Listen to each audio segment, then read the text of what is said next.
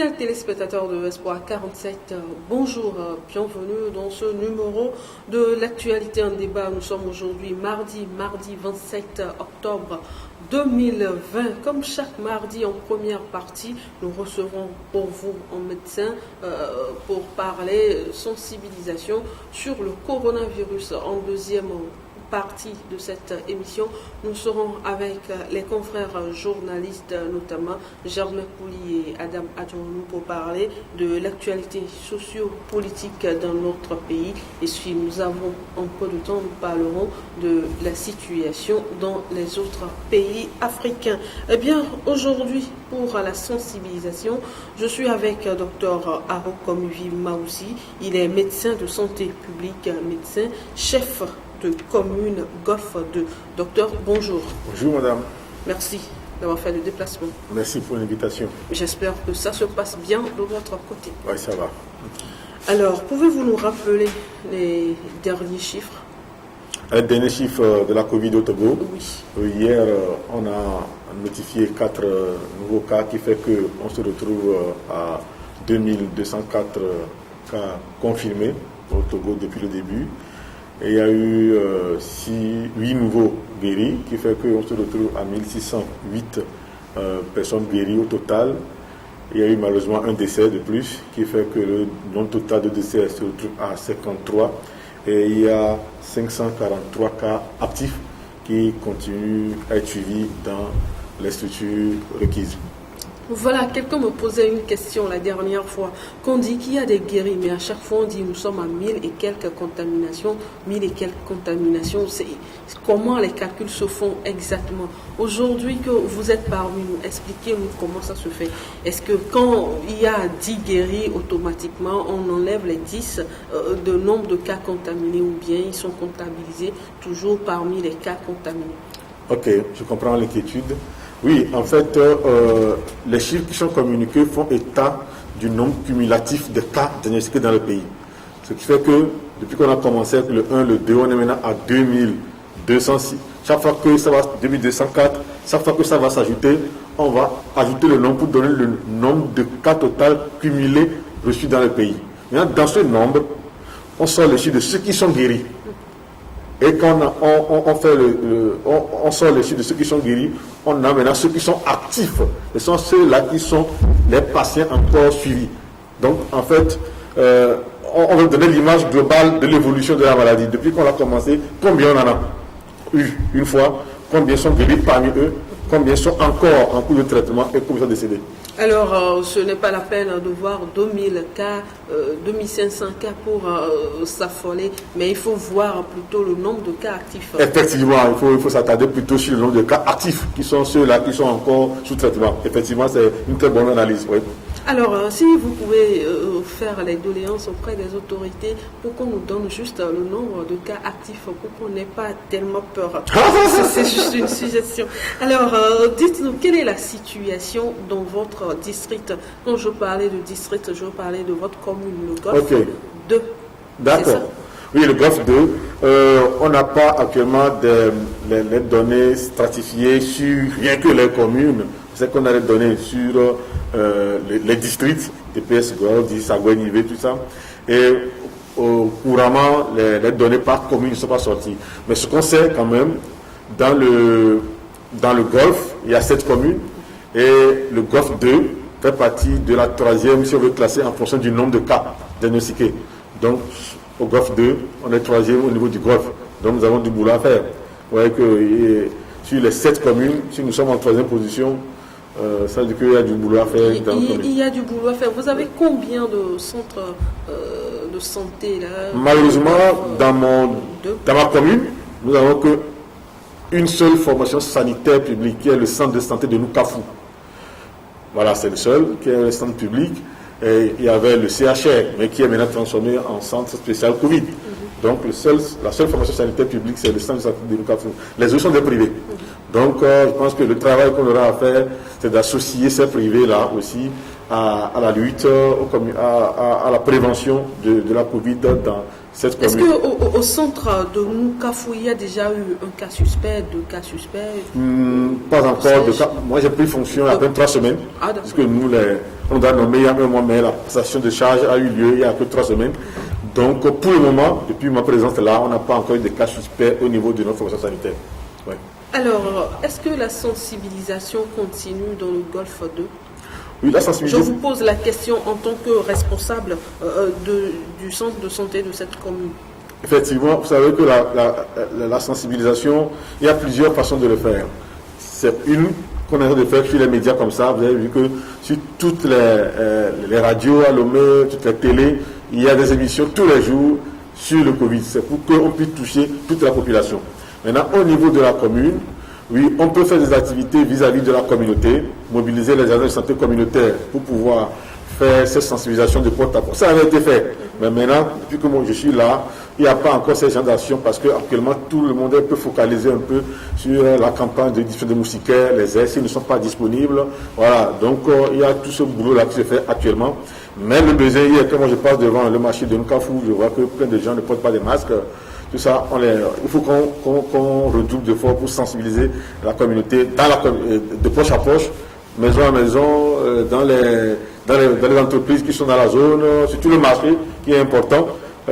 Puis les écoles vont commencer bientôt, donc au niveau des établissements qui sont dans la zone, on doit pouvoir mettre un plan d'action pour aller faire les communications sur la prévention. Justement, vous avez parlé tout à l'heure de distribution de moustiquaires. Et comment, dans quelles conditions ces moustiquaires se distribuent? Parce que, vous savez, je vais toucher ça et donner à quelqu'un, la personne va toucher, mais on sait comment le virus se transmet. Quelles sont les mesures que vous avez prises? Déjà, tous ceux qui sont dans la distribution ont reçu des masques, ont reçu des gels pour pouvoir les utiliser. Donc, ils vont dans les maisons avec des masques. Ils ont les gels pour se désinfecter les mains. Maintenant, on leur a recommandé quand même de ne pas être en contact avec les ménages, les gens dans les ménages. Ils doivent garder toujours la distanciation de 1 mètre là. Et arrivé, ils ont à renseigner les choses sur un logiciel qui est sur le téléphone, le smartphone. Donc, ils n'ont pas à faire signer quelque chose par le ménage pour dire qu'ils sont en contact avec eux. Maintenant, le nombre de moustiquaires assortis, comme ils font, les moustiquaires sont dans un sac, arriver, après avoir fait l'enregistrement de la composition du ménage, ils sortent quand même les moustiquaires, la famille tient aussi un sac, il les dépose dedans et ils se retirent. Donc c'est comme ça que ça se fait. Alors, ils ont été instruits de la sorte pour donner les moustiquaires de cette façon pour éviter la contamination. Tout à l'heure, vous étiez en train de parler du port du masque et du gel. Nous savons que le port du masque est rendu obligatoire dans notre pays depuis un certain moment. Mais je vous pose la question en tant que médecin, entre le port du masque et le lavage régulier des mains, lequel est le plus important? Le plus important, je peux dire que les deux sont importants, mais s'il faut prioriser quelque chose, vous savez, vous ne pouvez pas être dans la rue et vous lavez les mains à chaque seconde. Ouais, non. Mais au moins dans la rue, vous pouvez porter votre masque. Puisque, qu'on le veuille ou non, le virus se transmet par des gouttelettes salivaires, les gouttelettes qui vont sortir du nez ou de la bouche. Et le patient, la personne qui sera contaminée, va l'avoir à travers le nez, la bouche. Donc, porter le masque, c'est le plus important. Et à chaque fois que vous trouvez une occasion pour laver les mains ou bien passer votre gel hydroalcoolique, il faut le placer. Voilà. Alors, avant, on nous disait que c'est l'homme qui transportait le virus, d'où la nécessité de rester chez soi et de sortir que si vraiment c'est une nécessité. Mais au jour d'aujourd'hui, c'est la même chose. Le virus, c'est l'homme qui transporte le virus, ou bien le virus est dans la nature au jour d'aujourd'hui, avec l'évolution du virus. C'est l'homme qui transporte le virus, et le virus ne résiste pas longtemps en dehors de l'homme. C'est-à-dire que si on prend un meuble en plastique, le virus se dépose sur un truc en plastique, il peut vivre maximum 72 heures. Et puis après, il n'est plus là. Or, nos désinfectants que nous utilisons pour faire les entretiens de nos meubles les détruisent rapidement ensuite. Donc, tant que le virus est posé sur un meuble en plastique, par exemple, et qu'on passe un désinfectant, il est détruit. Sur le carton, par exemple, le virus peut résister que 24 heures. Ouais. Donc, ce n'est pas un virus qui résiste beaucoup dans la nature. Donc, c'est l'homme qui l'héberge et qui le diffuse. C'est ça. Un homme, nous prenons cet espace, par exemple, quelqu'un qui, sans avoir porté son masque, éternue ici. Oui. Quels sont les risques que nous courons? Le risque que nous courons, c'est que d'abord nous sommes déjà confinés, il n'y a pas d'aération, il n'y a pas de vent dans cette salle-là. Donc le virus-là ne peut pas être ventilé quelque part, il reste dans l'air. Et ici, vous voyez que on va faire au moins ici entre nous 2, 3 mètres, 4 mètres. Or, il est démontré maintenant que le virus peut se propager jusqu'à 3 mètres. Donc là, si quelqu'un à 3 mètres de nous, tous, ou bien éternue fortement, le virus peut arriver jusqu'à nous et nous, on peut l'inhaler. Voilà. Mais s'il était seul dans la salle avant d'éternuer, le virus va faire combien de temps avant que quelqu'un qui entre ne contracte le virus? Ah d'accord. Alors, ce qui est démontré, c'est que c'est un virus qui est lourd. C'est ça, c'est pour cela qu'on demande en fait que les gens soient à 1 mètre des uns de l'autre, parce que c'est un virus qui est lourd, et quand on le projette, il ne peut pas aller loin. À un moment donné, il va tomber, puisqu'il est lourd. Donc s'il est seul dans la salle, et il a toussé, il a éternué, après quel temps le virus tombe. Donc il va se rester sur le sol et non plus dans l'air circulant. Quelqu'un qui rentre ne l'aura pas. Alors ce n'est pas quelque chose qui reste dans l'air. Non, il ne va pas rester dans l'air circuler et dans la salle, et puis quelqu'un part, et puis 2 heures, quelqu'un vient, et puis non. Non, c'est pas ça. Parce que le virus, c'est un virus qui est lourd, et quand on le propulse, le temps, son trajet fait qu'il va tomber. Ce qu'on dit, au moins à 1 mètre, plus de 80% va tomber avant les 1 mètre. Tout cela qu'on exige au moins 1 mètre. Et là, il a démontré que des fois, ça continue jusqu'à aller à 3 mètres. Il y a une quantité qui peut aller. Ça perd son poids ou quoi? C'est pas. Il y a l'air qui peut aussi s'associer et il y a le vent qui peut aussi apporter un peu. Voilà. C'est ça, ce qui fait que ça peut se porter jusqu'à 3 mètres. Mais le minimum, quand même, c'est 1 mètre qui est reconnu. C'est vrai que quelqu'un peut faire la maladie et guérir sans avoir reçu de traitement. Oui. En fait. Comment est-ce que c'est démontré? Dites-nous. En fait, la plupart des maladies virales, ça fonctionne comme ça. C'est l'organisme même qui s'auto-guérit par rapport à la plupart, à 90% des maladies virales, c'est comme ça. Donc, la grippe que vous faisiez, le moment arrive maintenant, alors maintenant, tout ça, on va commencer la grippe, les rhumes, les gens vont les nez bouchés, c'est les virus qui donnent ça. Vous êtes sûr qu'en 7 ans, quand on aura la grippe, on pourra aller encore à l'hôpital? Il faut y aller parce que le coronavirus donne les mêmes symptômes qu'une grippe normale aussi. Donc, c'est à nous les médecins, à nous les soignants qui pouvons faire la différence pour dire non, ça c'est une grippe banale, ça c'est une grippe banale, oh, ça c'est un peu suspect de corona. Donc, si quelqu'un commence à avoir les symptômes et se fait traiter lui-même à la maison, il fait automédication. Cette personne peut guérir, parce qu'en fait, au niveau des grippes, on ne traite que les symptômes, les signes. Quand tu as mal, on te donne de quoi calmer la douleur. Si tu es fatigué, on te donne de quoi avoir la force, la vitamine C. Quand tu as le nez qui coule, on te donne ce qui coule. Voilà, on traite que les symptômes. Mais le virus même va faire son cycle de vie et puis l'organisme sera guéri automatiquement. Donc la plupart des virus sont connus comme ça. Voilà. Maintenant, celui-ci aussi fonctionne de la même façon, mais c'est les complications qui peuvent entraîner la mort qu'il faut éviter. Puisque, à un moment donné, quand tu as une grippe ordinaire, tu n'auras pas de problème de détresse respiratoire, essoufflement, tout ça c'est rare. Mais ce virus-là, quand il attaque le poumon, c'est la détresse respiratoire qui va s'arriver. Et c'est là que l'organisme n'a pas assez d'oxygène, tout ça là, ça désorganise tout le système et ça peut entraîner la mort. Voilà. Eh bien, on nous dit souvent, ça circule jusqu'au jour d'aujourd'hui. C'est vrai que beaucoup de médecins sont passés sur ce plateau et ont démenti. Mais on nous dit que quand vous prenez soit de l'eau chaude, ou bien, non, de l'eau tiède, j'allais dire, ou des boissons alcoolisées, vous êtes en quelque sorte épargné. C'est vrai?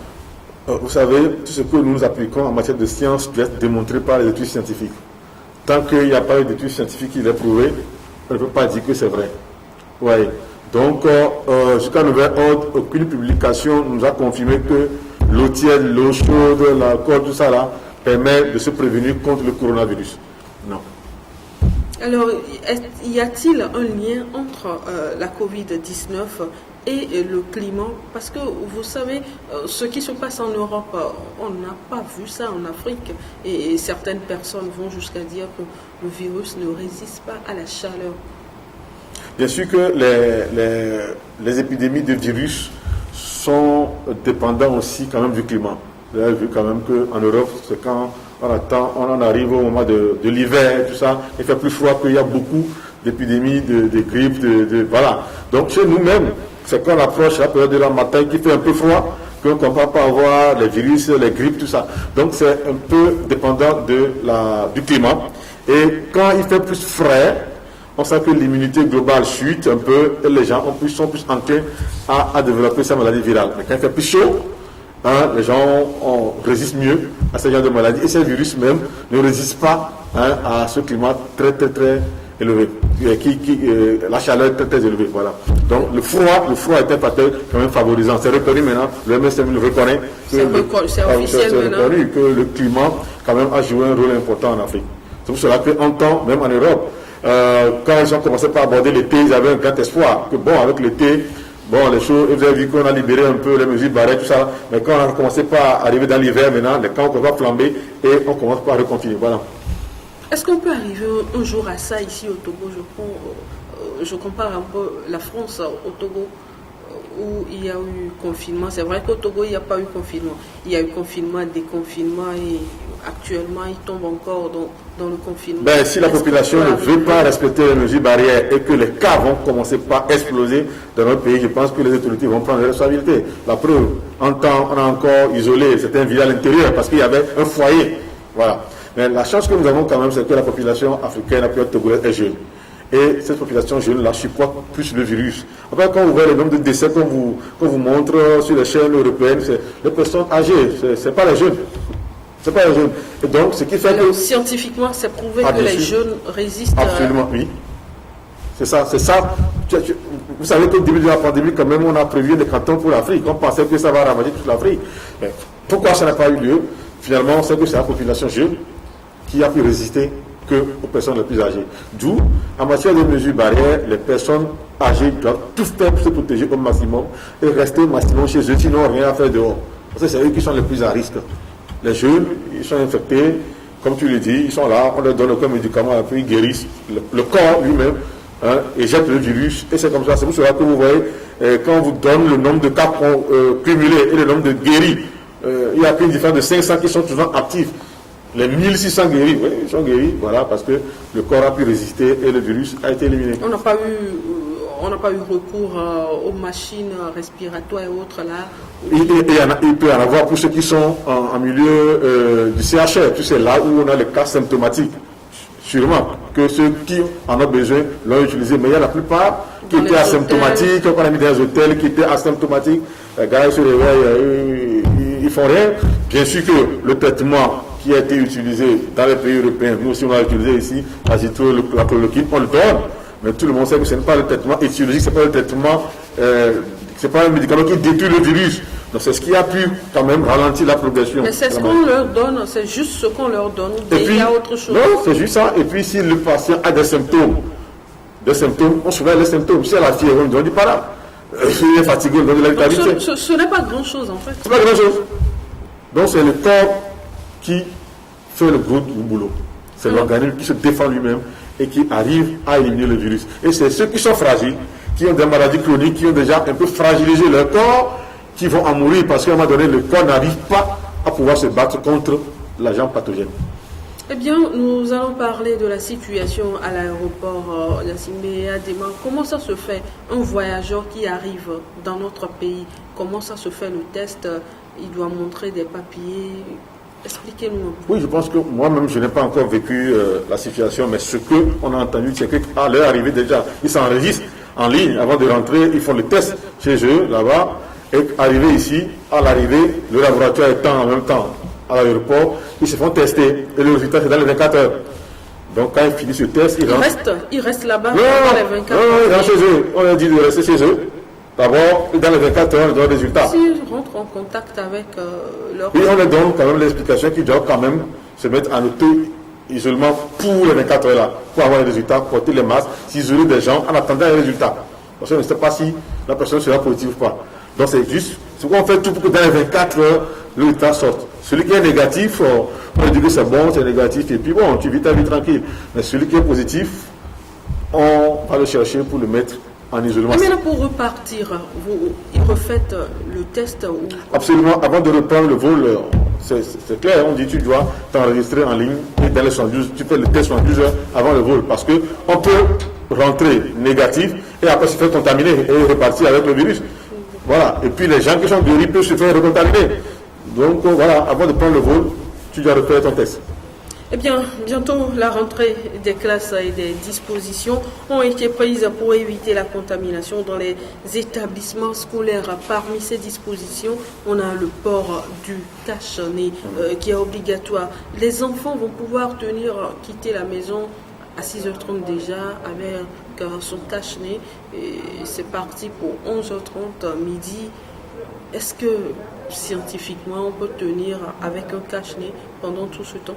Bon, sans avoir d'autres problèmes? Avoir d'autres problèmes, non. Mais je suis sûr quand même que dans l'organisation des activités, peut-être, je ne sais pas, hein, dans l'organisation des activités, il y aura quand même de temps en temps un moment où les enseignants vont pouvoir quand même libérer un peu les enfants, respecter pour s'ouvrir un peu, s'aérer un peu et puis reprendre le masque. Je ne sais pas comment ça va s'organiser dans tous les cas, mais porter le masque, nous, quand on le porte là, on le porte toute la journée, ça ne fait rien. Mais quand tu es seul dans ton véhicule, ça, tu peux l'enlever un peu, et puis, mais quand tu sors de ton véhicule, tu le remets. Donc, c'est ce qui est prescrit. Les enfants doivent porter leur masque. Maintenant, dans la journée, sûrement il y aura un moment où quand même, on va leur quand même permettre un peu de souffler un peu les remettre. Mais dans les décisions pratiques, je ne sais pas comment c'est organisé. Eh bien, les personnes asthmatiques, est-ce que ces personnes-là peuvent porter elles aussi le masque toute la journée comme Absolument. Tout le monde le Absolument. porte il n'y aura pas d'incidence sur leur santé? Pas de risque majeur, parce que l'allergie, c'est l'asthme, c'est une maladie allergique. Donc quand tu n'es pas en contact avec un allergène qui va déclencher ta crise, tu peux porter ton masque. Il n'y a aucun souci là-dessus. Maintenant, quand la personne qui est en masque se sent essoufflée, peut trouver un moyen de s'écarter des gens à plus de 1-2 mètres et puis descendre un peu son masque, s'essouffler un peu et remettre. Voilà. Alors, un seul masque peut être utilisé tout au long de la journée ou bien on doit changer ça au cours de la journée? Ça, c'est une très bonne question, mais vous savez, on vous dira que les masques que nous portons habituellement, après 2 heures, il faut changer. Mais il faut avoir les moyens de sa politique. Si vous n'avez pas les moyens, même ces masques-là, les masques chirurgicaux, on a dit c'est usage unique. Donc, on a vu des gens qui le recyclent, qui le reportent. Les gens n'ont pas les moyens. Donc, un seul masque pour la journée, ce n'est pas idéal. Mais l'impression d'une tenue essentielle, c'est d'avoir la mesure barrière, porter son masque pour ne pas se faire contaminer. L'idéal, c'est qu'on puisse le changer. Et les masques en tissu? C'est ça, c'est ce qui a fait venir les masques en tissu. Voilà, on les porte tout ça. Est-ce que ça, au moins, puisque c'est moins cher, on peut avoir 2 pour la journée? L'idéal, comme je dis, l'idéal, c'est d'avoir un certain nombre de masques et pouvoir changer périodiquement. C'est l'idéal. Quelqu'un qui porte son masque en tissu, qui en paie 3, qui porte un le matin, 7h déjà à midi, il le laisse, il porte un second jusqu'à 16h. Ça, c'est l'idéal, si on a les moyens. Nous-mêmes, le corps médical, le masque qu'on nous donne pour utiliser à l'hôpital, on ne nous donne pas à changer chaque 2 heures. Non, on n'a pas ça. Donc, on s'adapte avec les moyens de bord. Alors, docteur, nous arrivons à la fin de notre entretien. Un mot à l'endroit des téléspectateurs qui nous suivent en guise de sensibilisation, bien sûr. Le respect du port du masque. Moi, j'insiste sur ça parce que quand vous voyez dans la rue, les masques sont sous le menton. Les masques sont sous le menton, certains le portent même, ça couvre la bouche, mais laisse le nez. C'est cache-nez, on a dit. Hein. Il faut le porter, il faut couvrir le nez, couvrir la bouche. C'est important. Parce que mettre le masque seulement sur le menton, bien à demi sur la bouche, ça ne protège pas. Il faut couvrir le nez et la bouche. Est-ce que c'est de la bouche que sortent les gouttelettes? Oui, les gouttelettes sortent de la bouche, mais ça sort aussi du nez. Mais celui-là qui est en face, celui-là qui a caché sa bouche, il protège l'autre, il n'envoie pas des gouttelettes. Mais quand l'autre parle, il ne prend pas le nez. Lui sera contaminé par le nez. Voilà, donc c'est protéger et le nez et la bouche. C'est important. C'est le seul message que je vais dire à la population, parce que je vois quand même que les gens le portent comme décoration. Ce n'est pas une décoration du tout. Hein. Il faut le mettre sur le nez et la bouche. C'est pour ne pas avoir de problème avec les forces de voilà, sécurité. il faut que les gens comprennent pourquoi on leur demande de le porter. Je pense qu'ils vont changer d'habitude. Eh bien, j'espère que vous allez continuer aussi avec les sensibilisations et avec le temps, on comprendra qu'on ne porte pas les masques pour les forces de sécurité, mais nous le portons pour notre propre santé. Merci à vous, Dr Aro Komivi Maoussi, d'avoir fait le déplacement. Bien de choses au corps médical de Golfe 2. Merci madame et au plaisir de se revoir. Alors, fidèles téléspectateurs, c'est voilà qui marque la fin de la première partie. Nous allons marquer une petite pause et on revient avec mes confrères journalistes pour débattre de l'actualité sociopolitique dans notre pays. À tout à l'heure. Et Toyereba, on lui le coronavirus, et les Ouame, sous Amérique et China, sous Germany, Italie, Kakako France et Bakado Africa. Et Sovayam, c'est les télé, Boba, Mermenirele, les Togo Nigbandi, Togo Viomijaye. Respectons les consignes. Maladie, tu es mon ennemi, comme un vol pour un homme riche. Je ferai tout pour t'éviter, car prévenir vaut mieux que guérir. Je ferai tout pour t'éviter, car prévenir vaut mieux que guérir. Et pour être en bonne santé, il faudrait qu'on apprenne à respecter les consignes. Adi, Kudosi, Nemiate Sono Kolasi, Zebobodele Kekia Mefa. Negolo Miadi substance hydroalcoolique doit pétémer. Voya, on nous la sokola si vous êtes les Kekia Mourouet, Chala Bateton Rendo Boubanofa. Midola Jaye, Midola Notia Sinana Vivivo. Et quand Béni Miato, Mianon, Miafofo, Mianovi, Miasron, alors Amérique Pefa. Midola noté à Sikwa Kolakona, Mianono, allo Sikiki, Miano, Vivivo. Doua et moi, les Kakadole, puis à d'autres points, mais moi. Odato la Robéa, autant d'y cacher, n'a sauté, ado grand, doua, et Gako, sur les plémons, tocha, que les toits, l'homme, mais elle a que ça, doit, va non fa. Ne bile da coupéen, mia so papier mouchoir, ne mia coupéen remé, ne mi coupéen vont pas mia souhait tamper, allo mia so mia écoute, ne mia coupéen de me fa, voine mi boue vont pas bien avec Croatie, et les VVD, doigt et doigt, m'doit fort, amener au cou et les mains, mais de la grue à fico et rabo bon on a, ne mia tenon la me seme bénia, et les VVD, et d'or, et n'y a que top football. Je ferai tout pour t'éviter, car prévenir vaut mieux que guérir. Je ferai tout pour t'éviter, car prévenir vaut mieux que guérir. Et du Togo vive big. Et toi allez, les Naove, ni vive blébé Nyayo. Donc bon on de les manifester, ils doivent signer déjà son téléphone à composer 1 et convenir à Yon 111 numéro vert, m'l'état des biens de canard, elle est gratuite à Gotawakia et le VVD, la vie ne vaut rien, mais rien ne vaut. Retour en studio pour la deuxième partie, la partie réservée aux confrères journalistes. Aujourd'hui, mardi, nous sommes avec le kiosque des produits togolais représenté par Germain Pouli, le patron du journal Togo Réveil, et Adam Adjourounou, le directeur de publication du journal Vision d'Afrique. Adam, bonjour. Bonjour Anita, bonjour téléspectateurs et téléspectatrices de la télévision Espoir Canal 7. Bonjour Germain. Bonjour Anita. Et merci au kiosque. Merci pour m'avoir permis de présenter l'émission ce matin. Eh bien, parlons du kiosque. Germain, il y a quelqu'un qui s'est plaint la dernière fois que les producteurs togolais ne communiquent pas assez autour de leurs produits. Vous qui êtes avec eux, c'est dû à quoi? C'est dû à la faiblesse de leur structure sur le plan financier. Je crois que tous les producteurs ont compris que la publicité est le chemin obligatoire par lequel il faut passer pour se faire mieux connaître et espérer mieux vendre beaucoup plus.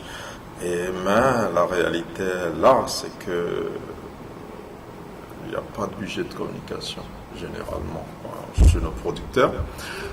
Ils ont déjà du mal à boucler leur budget de production, ce qui fait que la plupart des productions se font encore en grande partie de façon artisanale. Et donc, financièrement, c'est chaud, malgré l'appui de l'État à certains producteurs. Ça reste quand même difficile. Et donc, quand le produit est fini, après, il faut le faire connaître, il faut le mettre sur les médias. faut le mettre sur les réseaux sociaux aussi pour espérer le faire connaître, ce qui n'est pas le cas. Quelques producteurs utilisent un peu les réseaux sociaux parce que là c'est gratuit, donc avec une page Facebook, avec un site internet peut-être, avec quelques visuels dans les groupes WhatsApp et ce que vous voulez, donc ils arrivent, mais ce n'est pas encore ça. Vous savez, je suis des médias, je ne dirais pas que la publicité est chère, mais il faut reconnaître que nos producteurs n'ont pas les moyens de payer les prix tels que nous leur proposons. Nous n'avons pas tort, dans d'autres pays c'est beaucoup plus cher, c'est vrai que, mais le prix que les médias proposent sont un peu chers, et ils n'ont pas les moyens, c'est pas qu'il n'y a pas de volonté, déjà que ils veulent produire en quantité, ils n'ont pas encore les moyens de produire en quantité parce que la production reste artisanale. Et après, c'est difficile. Avant, on disait qu'ils ne comprennent pas l'importance de la publicité, mais aujourd'hui, on sait qu'ils savent l'importance de la publicité. Parce qu'on parle du consommer local. Vous voyez quelqu'un qui fait du soja, par exemple, qui ne communique pas assez au même moment. Quelqu'un qui va en Chine, par exemple, et revient avec tout un tas de marchandises, fait la publicité ou autre. Là, vous pouvez retrouver mes produits ici et là. Mais aujourd'hui, on sait qu'il y a telle chose au Togo, qui se fabrique au Togo, mais on ne sait même pas où les acheter. Oui, c'est en fait, ça la situation au niveau des consommateurs. Vous voyez déjà quand vous prenez les panneaux géants, la plupart de ces panneaux, à part les grandes entreprises qui sont dans les boissons, c'est des produits qui viennent d'ailleurs. Vous avez des macaronis, vous avez des sardines, vous avez des tomates, vous avez un certain nombre de choses, parfois des services. Mais c'est des choses qui viennent d'ailleurs ou c'est des pubs qui sont faites par des structures assez assises financièrement. Aujourd'hui, c'est vrai, il y a quelques rares qui essaient d'être déjà sur les panneaux géants. J'ai vu 2 ou 3 producteurs togolais qui s'essaient, mais ça reste assez cher. Et quand vous prenez la télé par exemple, vous voulez communiquer sur un mois, on vous demande pas moins d'1 million pour communiquer sur un mois. Et un mois, c'est le minimum qu'on puisse faire en termes de matraquage médiatique pour espérer faire connaître son produit. Est-ce que les producteurs aujourd'hui ont un budget d'1 million pour le mettre dans la publicité qui est importante? Donc du coup, on tourne en rond, c'est-à-dire que les producteurs y produisent, on ne sait pas que ce produit-là existe, on le découvre parfois lors des foires. On dit « Ah, mais c'est fait ici, c'est bien, tout ça ». Mais après la foire, c'est fini. Donc ces produits-là passent encore aux oubliettes et donc c'est assez compliqué. Et c'est même cela qui nous a poussé à nous inscrire dans cette stratégie de faire la publicité gratuitement aux producteurs, ce que nous essayons de faire avec les partenaires que nous avons, comme SOA 47, Vision d'Afrique et d'autres. Nous allons, dans les jours qui viennent, passer à une autre vitesse dans la promotion des produits togolais. Mais ça ne saurait pas suffire. Donc je pense que la publicité elle est diverse. Il y a aussi des animations autour des produits qu'il faut faire. Et on ne voit pas tout ça là. Mais ce n'est pas que les producteurs togolais ne comprennent pas l'importance de la publicité. Il est avéré qu'ils n'ont pas les moyens donc, pour faire cette publicité-là. Eh bien, Adam, un mot à placer par rapport à la publicité des produits togolais. Oui, vous savez, et la grande inquiétude liée donc à cette propension est du fait que ces acteurs-là n'arrivent véritablement pas à s'approcher de ces canaux de publication, parce qu'il n'y a pas que les médias, il y a aussi d'autres canaux qu'on peut explorer. Donc moi je pense que ce que vient de dire Germain est très évident. Mais l'autre aspect, c'est de quand même s'approcher de ces gens-là, surtout dans ce mois-là où l'orthodoxie obligeait donc les hommes de médias de consommer local. On a invité beaucoup d'acteurs à pouvoir faire le patriotisme. Au nom de ce patriotisme et de ce patriotisme-là, cela pouvait quand même leur permettre de pouvoir faire un peu de visibilité, ce qui n'a pas été le cas. En tout cas, chez nous, à Vision d'Afrique, aussi bien sur les supports numériques et les contenus numérique. Il n'y a pas eu quand même de rapprochement de ces acteurs-là, quand bien même que nous avions voulu quand même ce mois l'utiliser pour accompagner pas mal d'acteurs, ceux qui nous ont approchés, on a énormément fait. Donc j'invite quand même ces acteurs-là à ne pas toujours se focaliser sur la question pécuniaire du prix, pour éviter de ne pas s'approcher donc des hommes de médias dans leur globalité. Cela puisse quand même s'avérer important et puis leur permettre que de pouvoir donc se focaliser entièrement sur la question des tarifs. J'aimerais bientôt le 31 mai, la dégustation au kiosque, on doit le faire dans ce mois de consommer local. Oui, ou bien Adam? On doit le faire avant la fin du mois. Oui. Ah, il faut qu'on le fasse. À la fin du mois, c'est seulement samedi. Oui, la fin du mois, c'est dans quelques heures ou quelques jours si on veut. Ah ouais, on va quand même le faire. C'est pas ce que nous aurions souhaité faire, mais comme je dis, il faut être proche des producteurs pour comprendre. Et parce que nous avons voulu faire une promotion de 20 à 30% de réduction sur le prix des produits togolais pendant 2 semaines. Je vous avoue que nous avons eu à peine 5 réponses positives. Tout le monde estime que le produit est déjà assez moins cher et qu'il ne peut pas réduire, même pour 2 semaines. Donc vous comprenez un peu les difficultés dans lesquelles ces producteurs se trouvent. Donc du coup, on n'a pas voulu insister, je n'ai pas voulu faire une promotion trop partielle et vraiment sur la gamme de produits au kiosque, c'est vraiment insignifiant. Ceux qui ont accepté, alors si on fait un bruit, qu'on fait une réduction au kiosque, les gens arrivent et se rendent compte que c'est à peine 4 ou 5 produits qui font des réductions, c'est pas bien. Donc en fait c'est un peu ça la faiblesse. Et nous au kiosque, nous avons quand même pris sur nous de faire du lobbying auprès des médias. C'est ce que nous avons réussi à faire à E47, qui fait que vous nous accompagnez dans cette promotion. Nous l'avons fait avec le confrère Adam aussi. Et c'est assez difficile. Il y a quelques jours, j'étais sur une radio et le DG de la radio m'a expliqué qu'il avait des factures d'électricité à payer. Il avait même des arriérés de salaire. Alors, il ne se voyait pas vraiment le faire comme ça gratuitement. Bon, j'ai compris. Bon, sauf que, étant engagé dans le lobbying, j'ai essayé d'argumenter un peu. J'ai essayé de le convaincre autrement et il m'a donné un autre rendez-vous. J'espère que d'ici novembre, on pourra le faire. Donc, ce n'est pas seulement les producteurs qui sont en difficulté, les médias aussi sont en difficulté. Mais je pense que... Les médias même sont plus en difficulté. Plus en difficulté que tout le monde. Non, bon pas forcément, je pense pas. Nous pouvons. Parce que je donne un exemple quand même assez simple. J'ai ce directeur-là, c'est DG. Je lui ai expliqué, mais voilà, nous demandons de l'argent pour faire la pub au Togo. D'accord, ils n'ont pas l'argent, on ne fait pas de pub. Mais les heures, là, nous passons à autre chose qui ne nous rapporte rien, en réalité. Nous passons de la musique qui ne rapporte rien. Parfois, nous passons des artistes qui ne connaissent même pas l'existence de notre média. Oui, ça aussi. Bon, j'ai essayé d'argumenter comme je peux quand même. Et il a semblé comprendre. Bon, il m'a dit de revenir. Je prie Dieu au prochain rendez-vous, ça va donner quelque chose. Mais bon, il y en a qui comprennent. Comme 47, vous avez quand même compris certains médias aussi. Il y a un patron de télé aussi qui a fini aussi par comprendre un peu le lobbying que je faisais. Donc, je pense que ça va aller. Mais vous faites bien de soulever ce sujet-là parce que il y a vraiment des difficultés pour faire de la publicité. Les producteurs n'ont pas de moyens, même pour produire, c'est déjà assez difficile.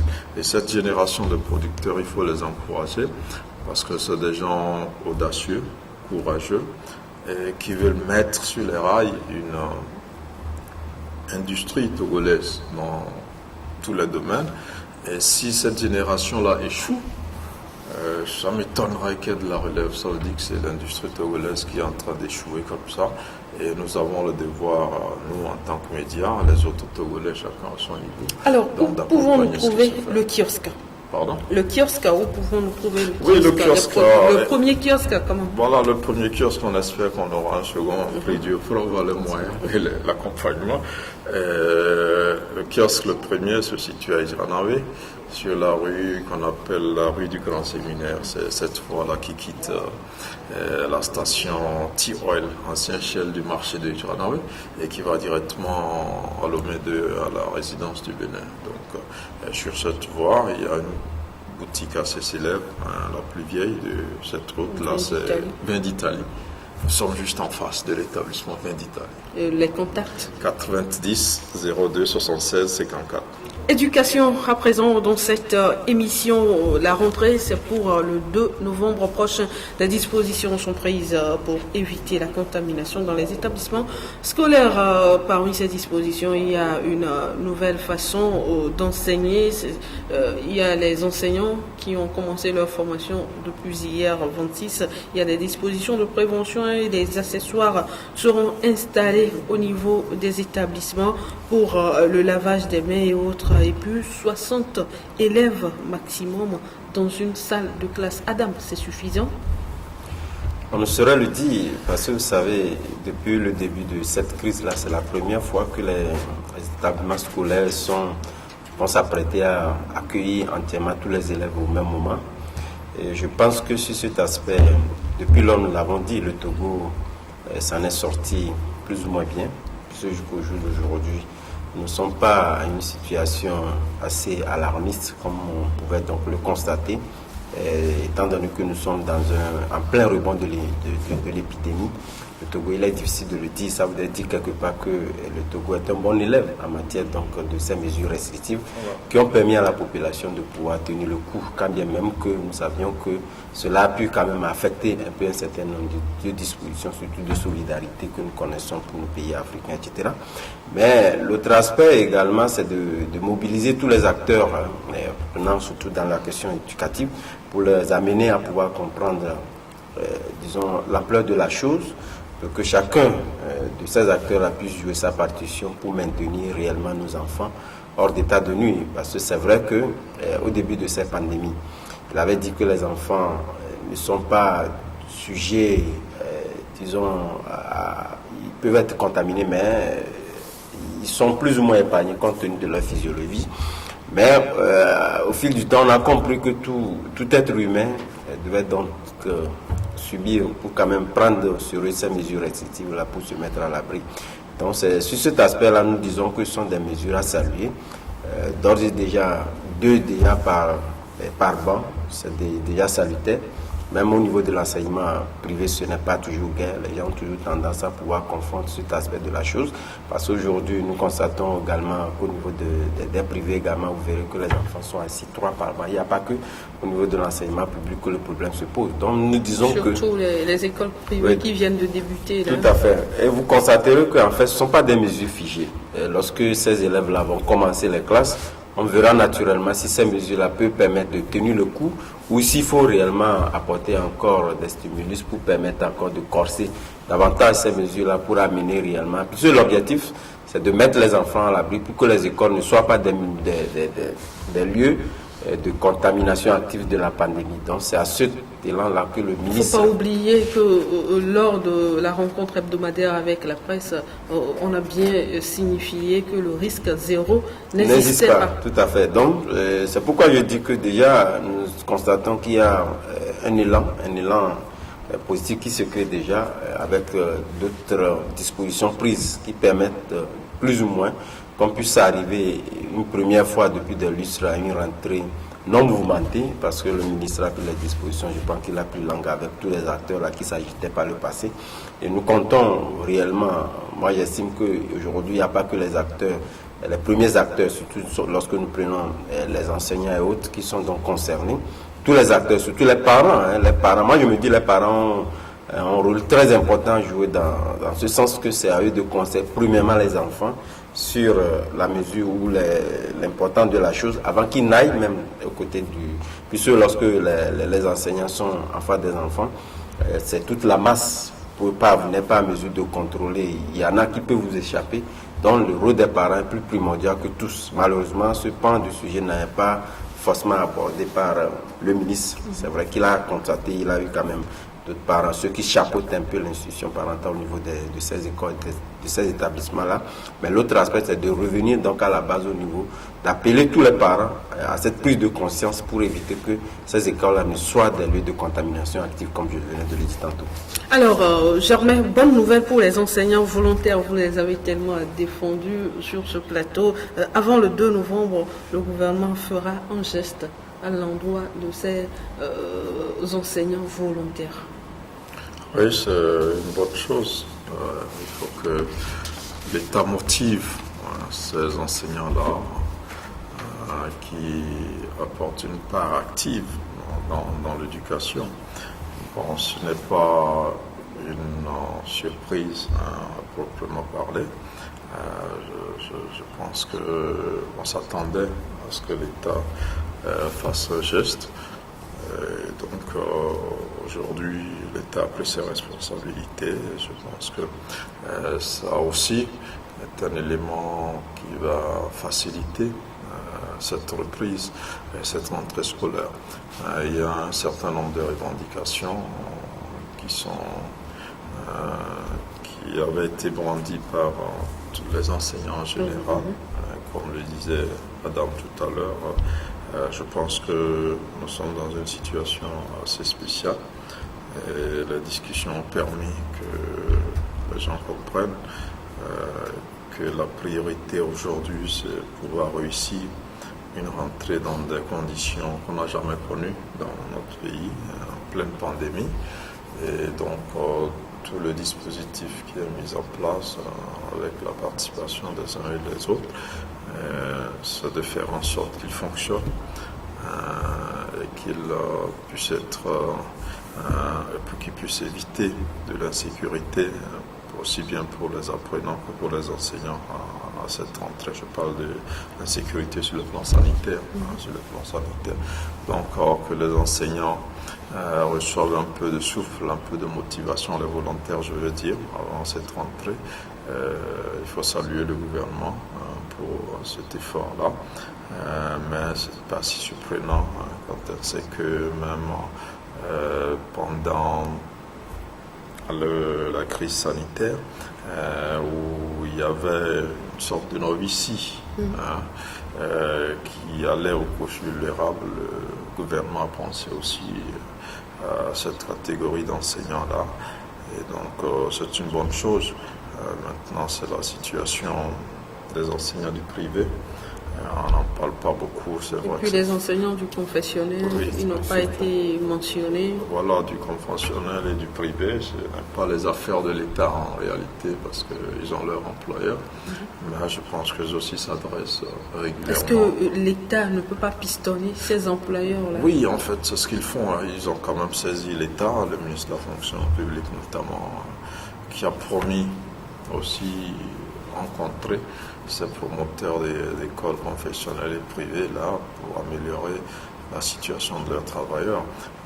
On sait que ces écoles-là gèrent une bonne partie de l'éducation dans notre pays.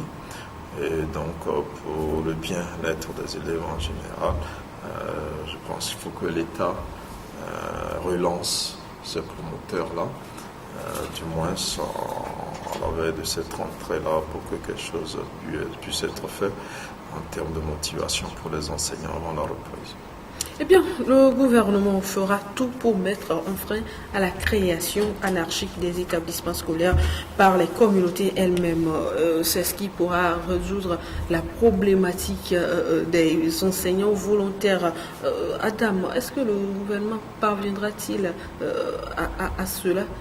Nous savons comment ça se crée ces écoles-là. Soit on dit que notre village est trop loin de l'établissement.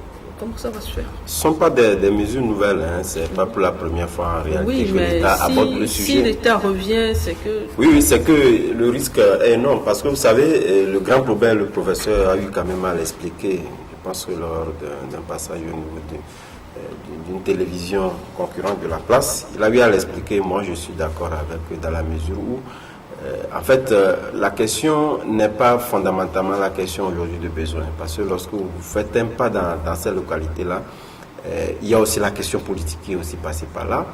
Il y a aussi la question de leadership également que les gens également évoquent, parce que aujourd'hui l'État lui-même a pris des dispositions, puisqu'il y a un certain nombre de distances à respecter pour la création d'une future ou d'une seconde école, qu'on soit dans le cas de l'école publique ou le secondaire, etc. Ces dispositions, pour la plupart du temps, je pense que surtout lorsqu'on prend ces 5 dernières années, elles ont été plus ou moins respectées. Elles ont été respectées, mais il y a aussi ces conflits d'intérêts entre les localités qui font que la plupart du temps, les gens n'admettent pas partager un peu dans ce contexte de vivre ensemble avec les autres communautés. Moi, j'en ai rencontré plein, que ce soit aussi au niveau du Septentrion, que dans le plateau voisin, il y en a plein. Donc, c'est une question réellement qu'il faut résoudre en amont, qui permettra d'une manière ou d'une autre, parce que lorsque ça affecte en réalité les prévisions de l'État, parce que lorsqu'on vous dit aujourd'hui qu'il y a des enseignants qui sont payés pour 15 000 francs, 10 000 francs, etc. Or, l'État prend sur le fait qu'on ne peut plus aujourd'hui admettre à ce que les enfants aillent travailler dans les champs pour les enseignants. Or, les enseignants avancent ces motifs-là pour expliquer le fait qu'ils exigent à ce que les enfants aillent travailler dans les champs pour compenser en fait le manque à gagner en termes de salaire, etc.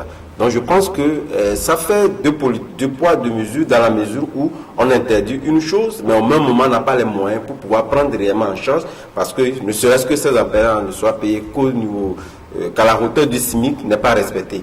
Donc vous voyez avec moi que lorsque l'État ne frappe pas du poing sur la table en évitant ce que les gens ne continuent pas à créer, ces édiles, aujourd'hui, bon, les édiles, il n'y en a plus assez au niveau de ces secondaires-là qui s'écrivent, parce que dans l'espoir de pouvoir donc utiliser le politique pour permettre à ce que le politique puisse reconnaître ces établissements-là en partie, mais l'autre question est de pouvoir trouver des compétences pour pouvoir donc enseigner ces élèves-là, pour que les élèves aient le même niveau de compréhension, parce que si l'école n'est pas connue à dessein, c'est l'autre aspect que les inspecteurs ne peuvent pas venir évaluer les enseignants pour les mettre au même niveau d'éducation pour permettre qu'on ait des éducations de qualité.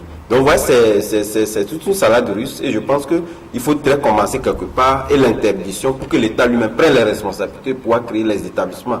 Puisque une question est d'évoquer quand même le besoin, et l'État mettra dans les inspecteurs qui iront étudier le terrain, voir si réellement la distance mérite qu'on puisse donc installer, que ce soit une secondaire, un établissement secondaire là-bas ou pas. Donc moi je me dis c'est une question qui mérite d'être évoquée pour permettre à ce qu'on puisse donc payer à gens ces salaires dérisoires là, et de l'autre côté le versant c'est de pouvoir donc encore amener les enfants à aller travailler dans les champs, des enseignants, etc.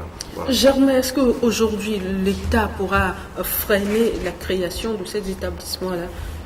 Oui, l'État pourra. Parce que vous êtes là et vous vous rendez compte qu'il y a des enfants qui se regroupent quelque part. Voilà, l'objectif c'est un peu ça.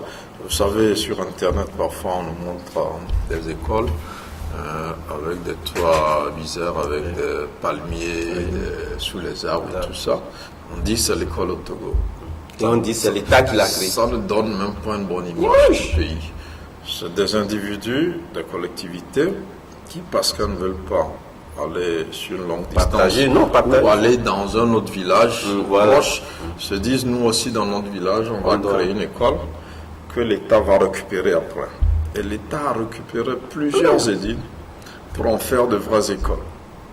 Et donc je pense que ça aussi, l'État croyait bien faire, mais ça a encouragé les gens à continuer davantage. À continuer à créer des paillotes et des abris de fortune qui présentent comme des classes, et que l'État est obligé et de récupérer l'école et de mettre un vrai bâtiment et de prendre les enseignants à charge et tout ça. Donc l'État à un moment a dit non.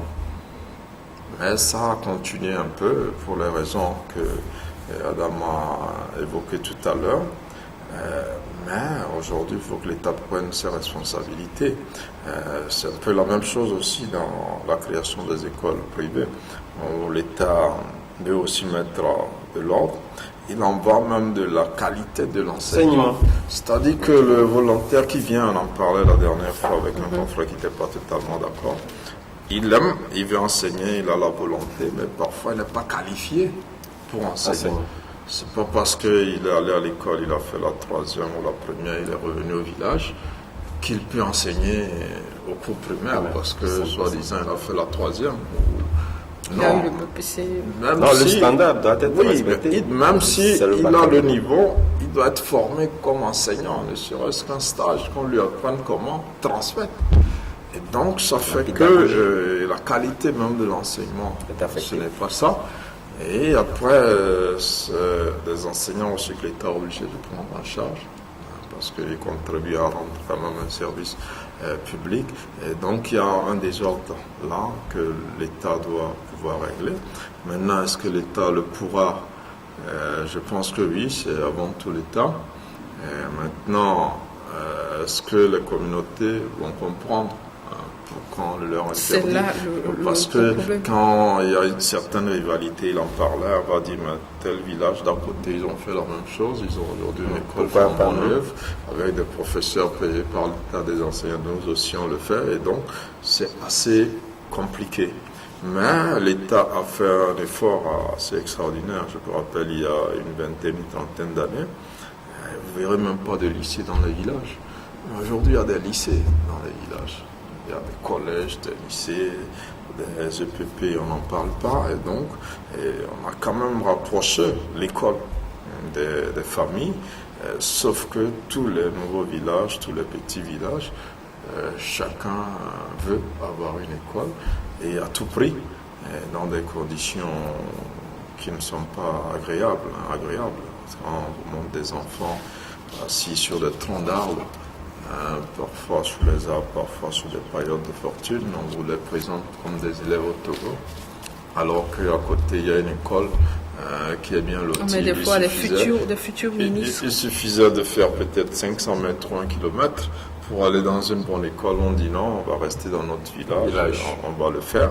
Et donc je crois que l'État aujourd'hui doit prendre les taureaux par les cornes, mais en même temps aussi s'assurer que tout le Togo est effectivement couvert par les infrastructures scolaires à tous les niveaux. Adam, un mot avant qu'on enchaîne avec la une de vos parutions. Non, je crois que tout est dit. Et c'est vrai qu'il va de la qualité de l'enseignement parce que, vous savez, lorsque ces mesures-là, d'abord, jamais parlé tout à l'heure de couverture, lorsque l'État n'est pas en mesure réellement de couvrir l'ensemble du territoire, ou du moins au niveau des distances souhaitées, vous comprendrez, surtout étant donné qu'il y a ce clivage-là entre communautés, etc., font que vous risquez de léser entièrement d'autres communautés s'ils n'en ont pas. Donc ça fait que c'est le lendemain qui est directement affecté et qu'on puisse donc se retrouver avec des citoyens non formés, etc. Et ça, c'est là, je pense que c'est le tort à remettre donc à l'État. Donc toutes les dispositions devraient être prises. D'abord, on l'encourage réellement à continuer dans ce sens. Mais l'autre aspect, c'est de s'assurer que il y a la couverture qui est là pour éviter à ce qu'on ait quand même des citoyens non formés. La une des journaux pour clore cette émission, nous démarrons avec Togo Réveil, Germain qui est souvent proche des producteurs togolais, des artistes togolais. Nous prenons sa part culture. Officier de l'ordre de mérite, Fort Gnassingbé, au nord à Fiamala. Oui, c'est à saluer. C'est un grand nom de la musique togolaise. C'est la diva de la musique togolaise qui a su résister au temps. Nous étions tout petits quand Fiamala chantait. Et pratiquement 35-40 ans après, elle est toujours active. Et donc il faut dire que c'est une fierté nationale. Et c'est une chanteuse qui a su s'exporter avec la musique qu'elle fait, tirer des essences afro-caribéennes, et qui a su s'exporter donc aux quatre coins du monde, et qui est vraiment une fierté nationale, alors que le chef de l'État choisit ce mois d'octobre qui est un mois de promotion accru sur tous les plans, pour les femmes, à commencer par le gouvernement. C'est une bonne chose. Donc Fiamala qui a la décoration d'officier de l'ordre de mérite, et on ne peut que remercier les autorités, parce que c'est maintenant qu'il faut honorer les gens. Il ne faut pas attendre que les gens meurent pour aller les décorer à titre posthume. Donc il faut reconnaître cette valeur-là pendant qu'ils sont encore en vie, et c'est ce qui a été fait par le chef de l'État. Et félicitations pour notre fierté, notre diva, Fiamala. Alors, vous avez envie de féliciter la diva? Non, je pense que tout est dit. Eh bien, nous enchaînons avec Vision d'Afrique. Vision d'Afrique, perspective énergétique en Afrique pour 2021. Il y a eu des problèmes persistants de retard en Afrique en dehors de la pandémie et du faible prix du pétrole. Oui, vous savez, Adam, nous avons quel problème? Non, avant même la pandémie de la Covid-19, je pense que c'est tout le marché énergétique, surtout lié à la chute des prix des produits pétroliers. Et surtout lorsque vous prenez les pays producteurs, surtout en Afrique, ils ont un peu capté, disons, la projection économique sur la production du pétrole. Donc avec cette chute-là, vous avez vu, ce sont des pays qui ont énormément dégringolé. Prenons par le géant Nigeria et puis la plupart des pays de l'Afrique centrale. Et je pense que les perspectives économiques sont pour la plupart du temps publiées chaque année par la Chambre énergétique de l'Afrique qui essaie aujourd'hui, parce qu'il y a l'autre aspect de la chose qui a fait qu'il a même signé un contrat avec la BOAD, etc., font qu'aujourd'hui, il estime que l'Afrique avait d'énormes problèmes compte tenu du fait que les gens n'ont pas su capitaliser les ressources énergétiques pour pouvoir diversifier un peu l'économie. Ça a affecté naturellement donc les prévisions, etc. Donc il estime que 2021, il ne faut pas réellement que les gens puissent donc focaliser l'attention sur la pandémie qui a vraiment heurté ou affecté carrément l'économie de tous les pays, mais c'est que nous avions eu des problèmes antécédents et qui sont venus donc se greffer sur la pandémie qui les a davantage corsés. Donc il propose également des solutions, en faisant en sorte qu'il y ait diversification de l'économie parce que cela tient compte du fait que dans ces pays-là, il y a une forte popularité, une forte propension de la population qui s'accroît compte tenu du fait que nous avons donc ces immigrations des pays non producteurs vers ces pays-là où les populations également n'ont pas su également diversifier les activités pour leur permettre de pouvoir donc tenir donc le coup. Il y a eu, vous voyez le Tchad, où le président à un moment donné avait voulu donc rabaisser carrément donc les salaires, etc., pour pouvoir donc tenir un peu dans les prévisions là. Donc c'est un peu tout ce qui entoure un peu la perspective économique qui vont être publiées. Donc ça c'est un avant-goût. Je pense que la semaine prochaine, nous reviendrons entièrement avec cette publication des perspectives économiques de 2021. Adam, votre mot de fin rapidement. Mon mot de fin c'est de pouvoir donc inviter tous les parents à jouer leur partition pour que nous ayons une rentrée assez saine, parce que cette rentrée au niveau du gouvernement que nous saluons, depuis nous dans la mesure où c'est pour la première fois nous allons assister à une rentrée scolaire sans heurts. Donc il faudrait que les parents d'élèves jouent également leur partition pour permettre à ce que cette rentrée ne soit pas affectée par la pandémie ou la maladie que nous avons. Rapidement, Germain, votre mot de fin. Notre mot de fin, c'est bien finir le mois du consommé local.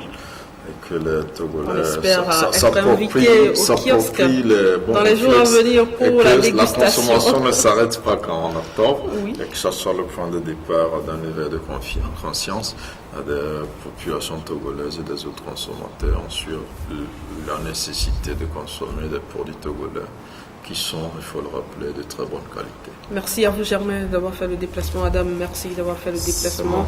Fidèles téléspectateurs, c'est donc fini pour l'actualité en débat de ce mardi 27 octobre. On se donne rendez-vous jeudi prochain à partir de 10h. Au revoir.